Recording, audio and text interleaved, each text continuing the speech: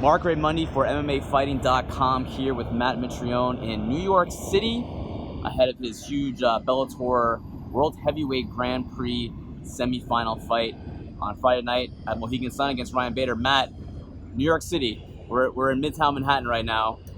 You have some experiences in New York. You played football here for a little bit. Any cool New York memories?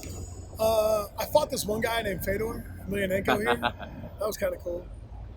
Other than that, just kind of partying, hanging out, living a dream. Not too many from your football days? No memories? Don't have too many of our memories, though. But yeah, I had a couple. Maybe we won't go into some of those memories. Probably good call. Matt, the Fedor win here at Madison Square Garden. Where does that rank for you? Is that a big one in your career? Do you think? I mean, obviously, it's got to be. He's the greatest of all time. He's an incredibly cool dude. So yeah, I would say that's got to rank up there as my greatest victory, I would say. You were saying a few minutes ago on the scrum here that you feel like he deserves a rematch against you, and you're willing to grant him that. Of course, he will get that rematch if he beats Chael Sonnen on Saturday night. How do you see that fight playing out? Chael and Fedor? Yes. I give Chael a 30% chance to win. I think that's sporting. I think that Chael's game, Chael can and will make it absolutely miserable for Fedor. And if Chael wins, it's because he succeeded at just putting a squeeze on him and really and wearing Fedor out. 30% for Chael. So you think Fedor is going to win this fight, most likely? Most likely, yes. Just because of the size and his speed advantage? But why do you think? He's tricky. He's incredibly athletic, very quick hipped. He doesn't load his punches, so it's difficult to see. He keeps his hands low, and he's always done really well against wrestlers. Dude, Fedor's still a badass. Dude, Fedor is incredible at what Fedor does. So I say Fedor most likely wins this. Interesting, because I don't know if you saw it recently. I think Chael said that he's he's hoping you win because he feels like you're the easier opponent in the next round. How do you feel about this? Chickens be clucking, dog. Chickens be clucking. It seems like you would almost revel in the battle of the words with Chael if you guys get there. I'm not afraid to bump gums against Chael in the media. Not at all.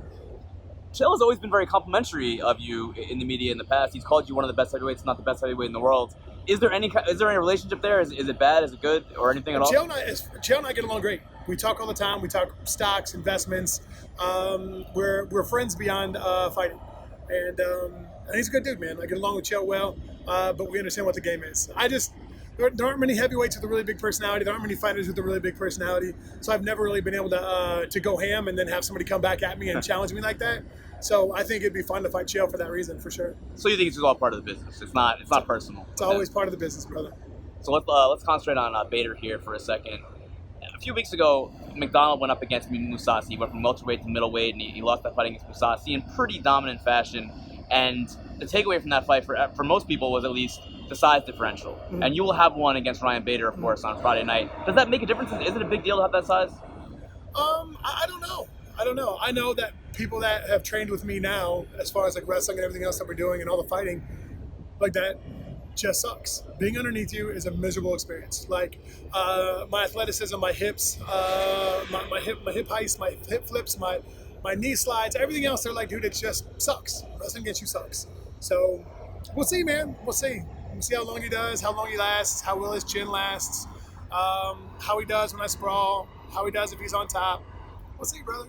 Do you feel like in many ways you move almost like a 205er, even though you're the size of a heavyweight? You have the agility and the speed of many light heavyweights. Yeah, yes I do.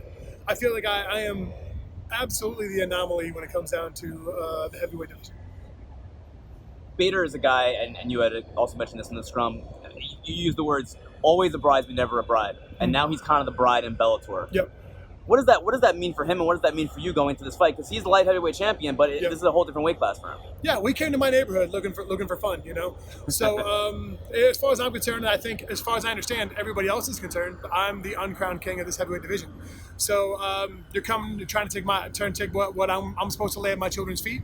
So I take that very personally. I like Bader a lot. He's a really good dude and he's a good friend. But come Friday, I'm going to try to hurt you. I mean, I'm trying to ruin your night, not your life. But I'm going to do work. And good luck to you. I wish you the best of everything. But and you're the best light heavyweight we got, brother. You're really good at what you do. But we're a different animal.